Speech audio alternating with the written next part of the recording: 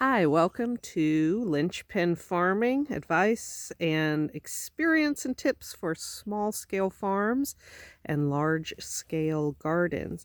And today I was going to talk about soil blockers. They're kind of like the Will Ferrell movies of farming and gardening. You either love them or hate them. And we have actually been using soil blockers for 15 going on 20 years. So I guess we're somewhat experienced with them. And just so you can get an idea of the different kinds and what they do. This is a really useful one that we just got pretty recently. It does about 106 or 108, I can never remember which, blocks. And I use it a lot for lettuce, a lot for lettuce. So that one's been a good one. I'm really glad we got that one. And then this one does 20 blocks each, or 60 blocks per tray. And this one is one I use a lot as well.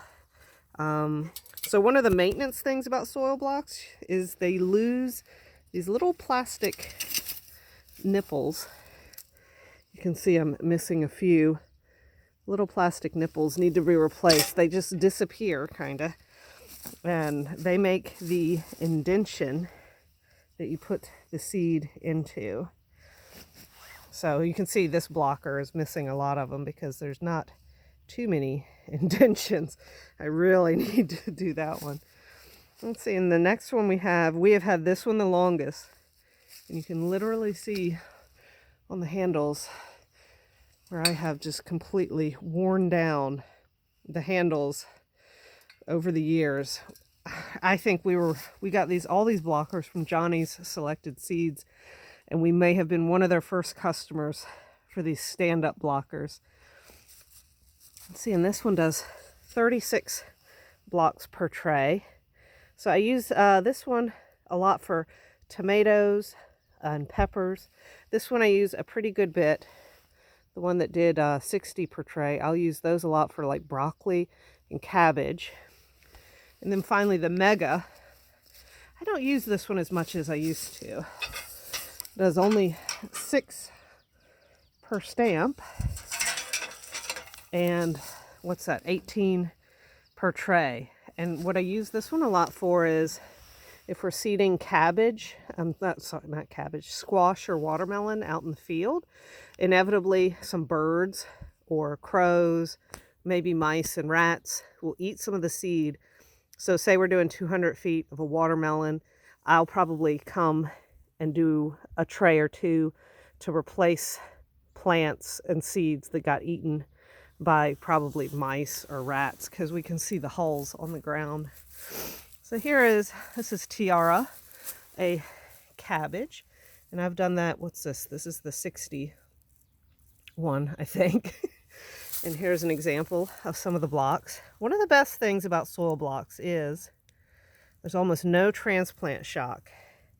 You can see these roots have just never stopped and actually have grown into the next block.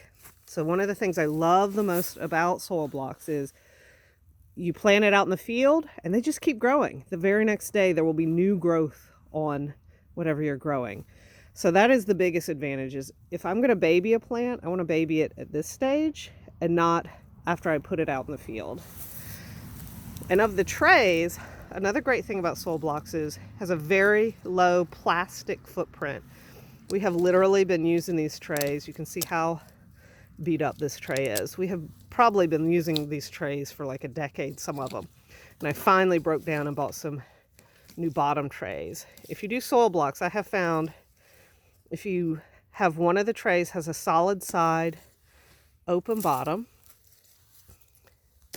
then the blocks will not dry out as quickly on the side. If you have a solid side, the blocks can dry out really quickly if all the sides are open, like in these trays. So I really like the solid side trays. And up until this year, gosh, almost 20 years probably, I've been making all of the potting soil we have used. And just this year we found one that we liked called Summer Creek Farm, a potting mix. And you can see this is core compost, and some other stuff. And it's doing pretty well so far. The blocks are a little bit more crumbly than I'm used to, but we will accommodate, you know, just kind of take into account that. But otherwise, it's been really nice having pre-mixed for all of our soil blocking needs. So some of the cons, well, I guess I'll talk about it because I have a really high-tech graphic here. So some of the soil block pros and cons. Pros, I would say almost or zero transplant shock out into the field. I love that. When we get lazy and I don't do blocks and then we plant plants out, it is a big transplant shock, and I feel like it takes them a week just to recover sometimes. Number two, I really like low plastic footprint. We're not using a lot of plastic to raise our seedlings at all. And another thing I like about the soil blocks is quick planting out into the field. So I love that. I feel like it goes really quickly to just grab these blocks and stick them in the ground. It goes really quick. So the cons, it can be very time intensive when you're seeding. Making all these blocks obviously takes more time, and that's no joke, but I feel like it's worth it for the transplant shock elimination. And this is the big one. If you're just starting out, it takes practice, because your soil blocks will look and fall apart probably for a little while till you really get the hang of it. A lot of times the mix needs to be a lot wetter, like sloppy Joe wet, in order to get a good block, and people don't quite realize that. And again, there is the initial, we haven't bought, I mean, I think we were one of the first customers for stand-up blockers, and so we haven't bought any in several years. The 100 per tray was our most recent one. That was several years ago. So there is the initial high expense of buying these blockers. So anyway, I hope that kind of helped sum up some of the pros and cons of soil blocks.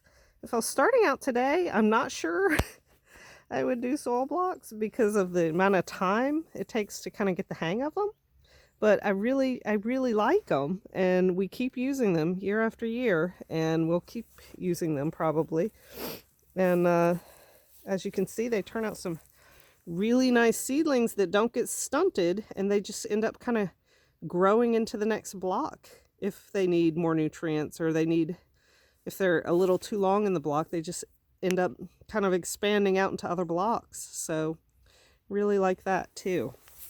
So again, the blockers are from Johnny's, and I'm just starting out this Summer Creek Farm potting mix that we have really liked. So anyway, thanks for joining me, and please hit subscribe if you liked this video, and we'll see you next time with a few more tips, ideas, and experience from lots of years of farming.